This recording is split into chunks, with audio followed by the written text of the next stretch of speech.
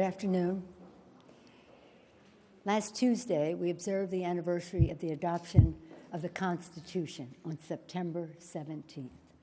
Sadly, on that day, the Intelligence Community Inspector General formally notified the Congress that the administration was forbidding him from turning over a whistleblower complaint on Constitution Day.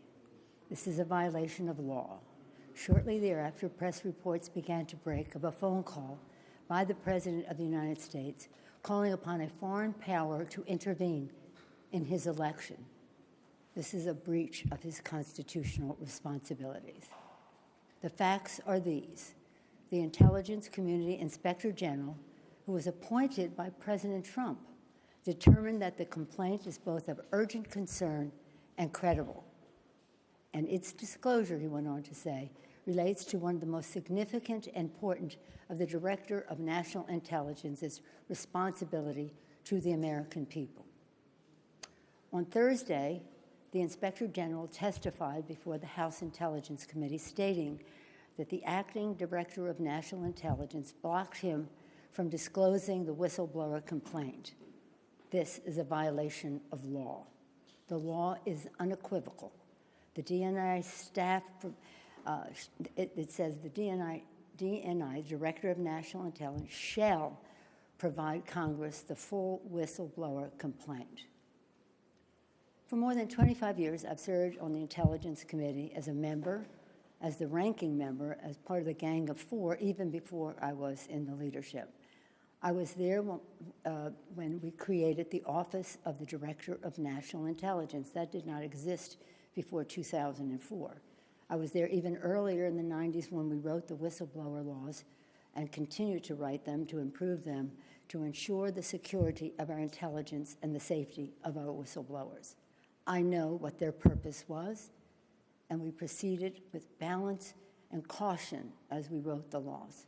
I can say with authority the Trump administration's actions undermine both our national security and our intelligence and our protections of the whistleblowers, more than both. This Thursday, the acting DNI will appear before the House Intelligence Committee. At that time, he must turn over the whistleblower's full complaint to the committee. He will have to choose whether to break the law or honor his responsibility to the Constitution. On the final day of the Constitutional Convention in 1787, when our Constitution was adopted, Americans gathered on the steps of Independence Hall to await the news of the government our founders had crafted. They asked Benjamin Franklin, "What do we have, a republic or a monarchy?" Franklin replied, "A republic if you can keep it.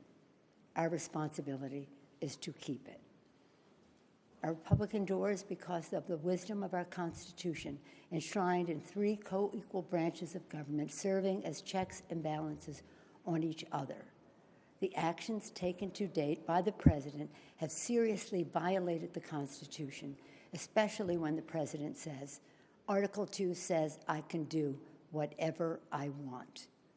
For the past several months, we have been investigating in our committees and litigating in the courts, so the House can gather all the relevant facts and consider whether to exercise its full Article 1 powers, including a constitutional power of the utmost gravity, approval of articles of impeachment.